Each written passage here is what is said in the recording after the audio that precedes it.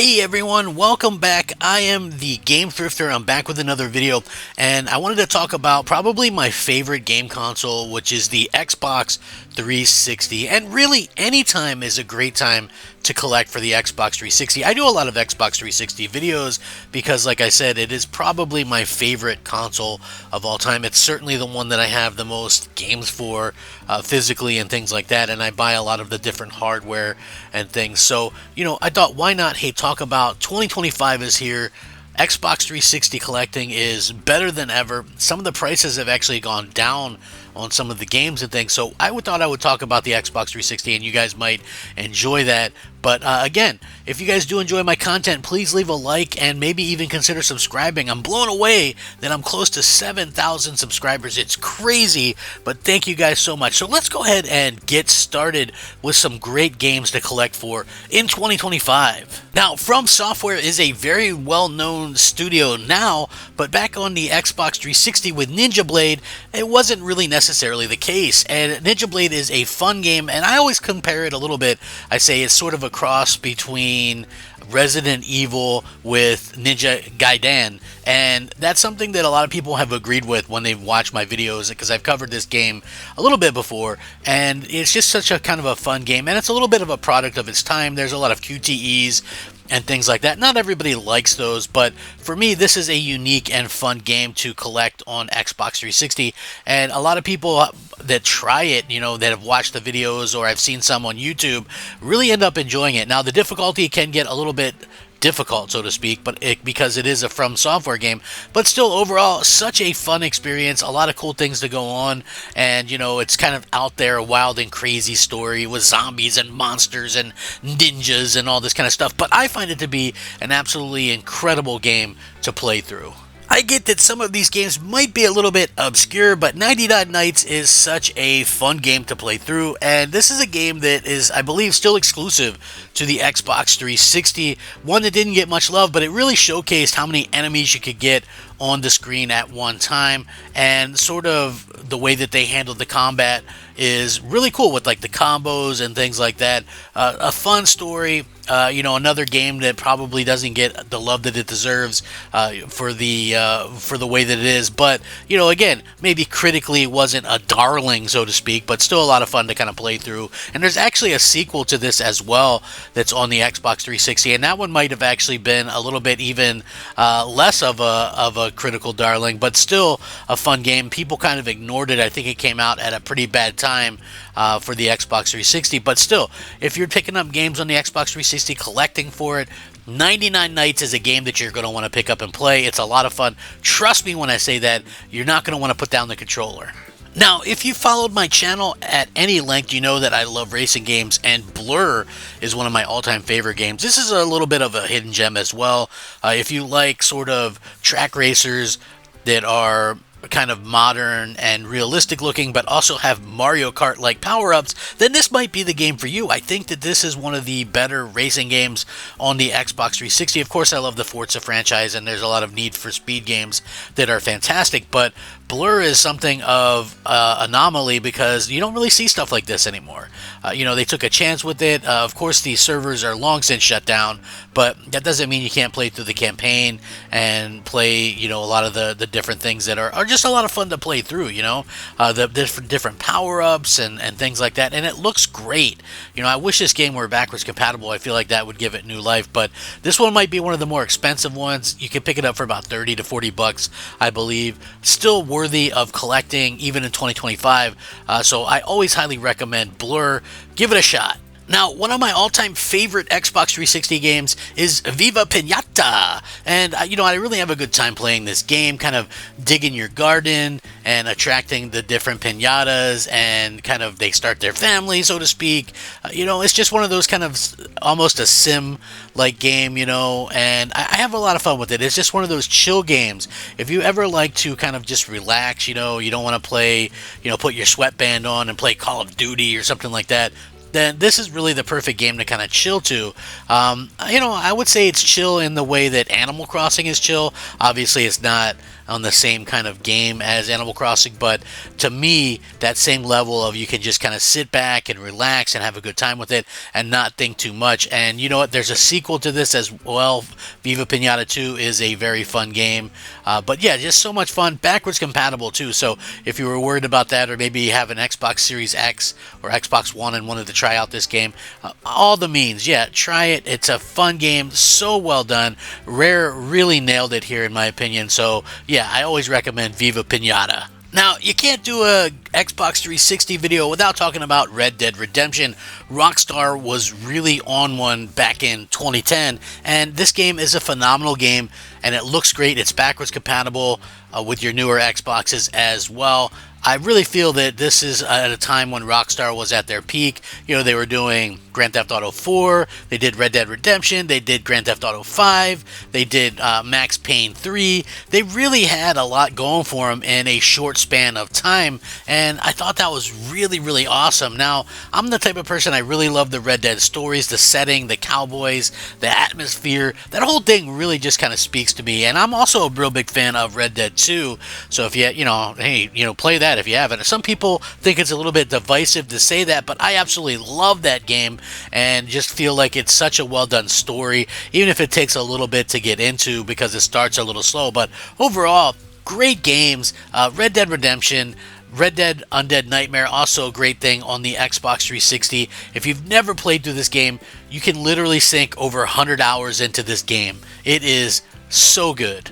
You know, if you're a product of the 80s like me, you probably love Transformers, and Transformers Fall of Cybertron is a phenomenal game that is a classic throwback to, like, Generation 1 Transformers. And it even has the voice actor for Optimus Prime in the game reprising the role. They also did War for Cybertron, which is equally as good. Some people like one over the other, but they're both really just kind of A and B phenomenal games. I chose to go with Fall of Cybertron, which is what you're looking at right here. And believe it or not, these are just such fun games to play through, being able to kind of transform. They're a little bit grittier, sort of the third person, think almost Gears of War-ish, but with Transformers, and it's kind of gritty like that too. I wouldn't say as gritty or as dark, obviously, but for a Transformers game, you're not really going to get much darker than this, and they went all out with it. I really hope that these games make a comeback someday because these were such a fun thing.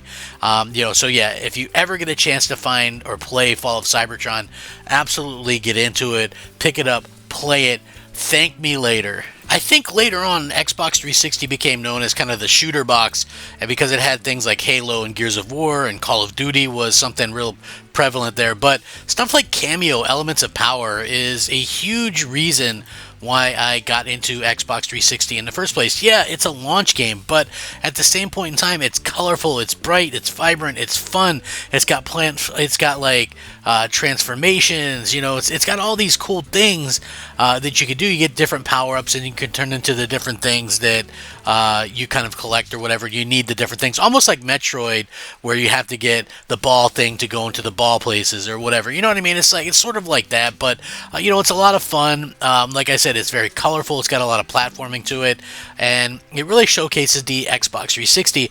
Plus, this is one of those games that's backwards compatible, and I know a lot of people look for the bang for the buck, and that's exactly what this is. I played this game. Some people were like, "Oh, you played that game? It looks silly or whatever." No, not silly at all. It's a lot of fun, and I enjoyed playing through it. I'll play through it here every once in a while, and it's just as fun now as it was then. Now listen, I love Rise of the Tomb Raider, and to be honest with you, it's such an interesting story because back when they did the reboot of the Tomb Raider franchise, I really got into it. It played a lot like Uncharted, which I loved, and I liked how they kind of made Lara Croft more mature and things like that. So that was really cool. The reboot came out late in the life cycle of the Xbox 360, and then Rise of the Tomb Raider was announced as an Xbox One exclusive, and it actually released on the Xbox 360 as well, which was, pretty interesting. Now I've played both, I've beaten both. It's the same exact game.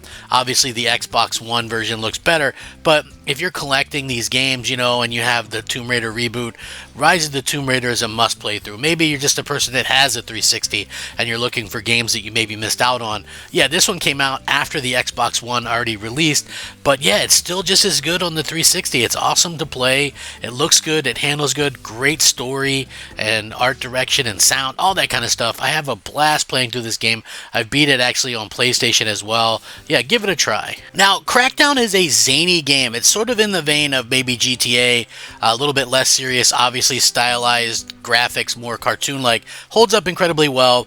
It's also backwards compatible.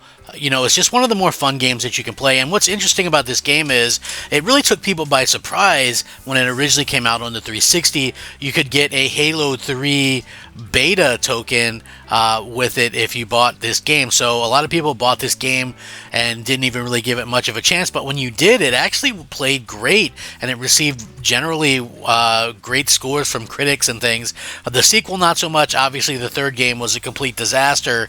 But this first one still looks and plays absolutely phenomenally, and it's just one of those games that I think, if you're a 360 owner, worthwhile picking up and worthwhile playing. And again, I have to be honest with you, you can probably get this game digitally for free off of the current market and download it and play it on a 360. But again, I like to collect these games physically.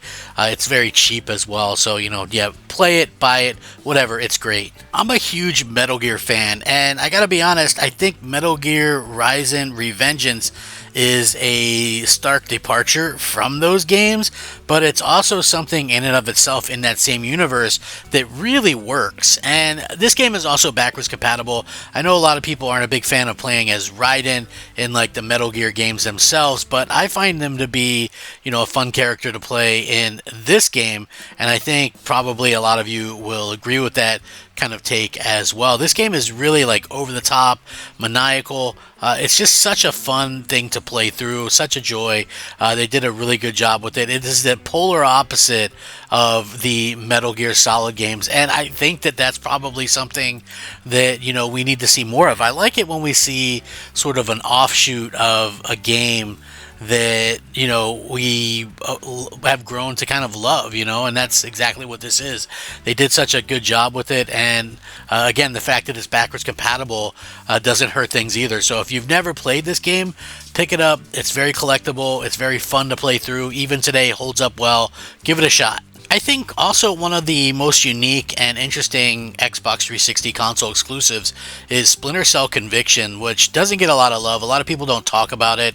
It was a game that surprisingly ended up being a exclusive for the Xbox 360, and it was something of a departure from the normal Splinter Cell games. And I'm not saying that as a bad thing. I actually liked what they did in this game. I thought it was very well done, and I also feel like it was something that probably needed to be done. Sometimes games need a shake-up. I know, again, they did another Splinter Cell game after this. I think it was Blacklist. It was pretty well done, but they used a different voice actor for, the main character, and people really were more accustomed to Michael Ironside. But overall, this is a fun game to play through, and it holds up incredibly well. It looks good. I'm not sure it was up with my recording. It glitched a little bit, but still fun. You get the point. Really good game to play through. Collectible game. Not an expensive game, though. So, yeah, give it a try. A lot of fun. Looking back to 2007, it was such an epic year for games. We got the first Assassin's Creed game, and yeah, maybe it's a little overplayed now, but this Assassin's Creed is backwards compatible.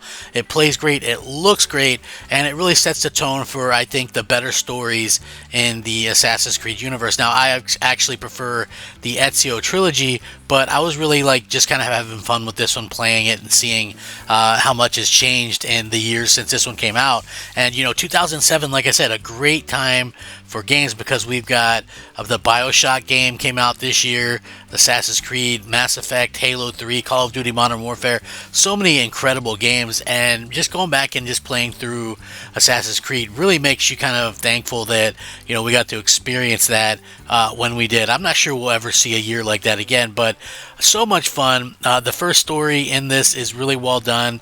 I like the aspects of it going from modern to the past. I think they really did that so much better better back then, and it's something that I miss how they kind of handled that. But anyway, 100% worthy playing. Let me know what you think if you do play it for the first time. Some of you guys might be pretty young and miss this one, so yeah, I would say play it. I might get a little bit of stares for listing this one, but Peter Jackson's King Kong, the official game from the movie, is a good game. It was a launch game as well. It's got easy achievements. I think it might be a little bit more of an expensive game right now to play, but still a fun game nonetheless, and just a game that I couldn't recommend enough. Old school first-person shooter. I mean, you could tell that it was kind of a cross-gen game, but they really did a good job, and I mention this in every time I put this game in a video that I do, the textures and things like that, because this was like an original Xbox game, a PS2 game, and on the PS2 in specific, the game didn't really have any textures and anything, because that console couldn't really do it. I think the original Xbox had some textures, but the 360 is really where this game shined, and they did such a fun job with it. I really think that a lot of people probably missed out on this, like I said, because it was a launch game, not in print anymore, so the game itself is kind of expensive, but definitely worthy of picking up and playing through. A very underrated game is Banjo Kazooie Nuts and Bolts. I like this game, and I can understand why it was divisive when it released. A lot of people just wanted a Banjo Kazooie 3. I mean, Microsoft had bought Rare, but honestly, Rare was doing some different things, and they wanted to try something new, and I can't fault them for that. At the time, Rare was actually kind of kicking butt on the Xbox 360. Perfect Dark Zero, Viva Pinata 2, Banjo-Kazooie Nuts and Bolts. To me, they were doing a lot of the things that most of us were kind of asking them to do, so I can't really fault them for that. This game is also backwards compatible and looks phenomenal on Xbox One X, Xbox Series X, whatever the case may be. I see a lot of people tend to get the dual pack of this game that has this game and I believe another game in it. I can't really remember the game that it comes with, the second game, but it's like, sometimes they did that with their games. But yeah, a lot of fun. Yeah, I get it. It's not a platformer, so to speak, but it is still a game that is fun to play through and worthy of your attention. Thought I'd end it with a really good racing game, Forza Horizon. Now, the first Forza Horizon game might be the best racing game of all time, in my humble opinion, right? Just the way that they handle the story, the action, all that kind of stuff, kind of building your way, racing your way from the back to the front. I find that to be a much more fun way to go about the Forza Horizon series. The physical game is backwards compatible. You can no longer buy it digitally as it was delisted. But yeah, this one really kind of started it all. I remember just thinking, I love the Forza Motorsport games. I love Forza Motorsport 3 and 4.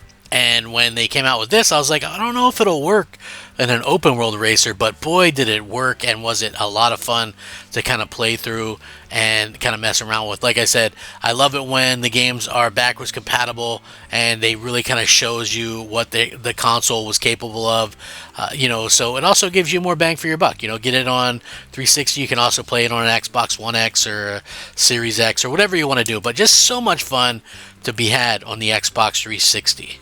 And I hope you guys enjoyed this list. I love doing the Xbox 360 lists.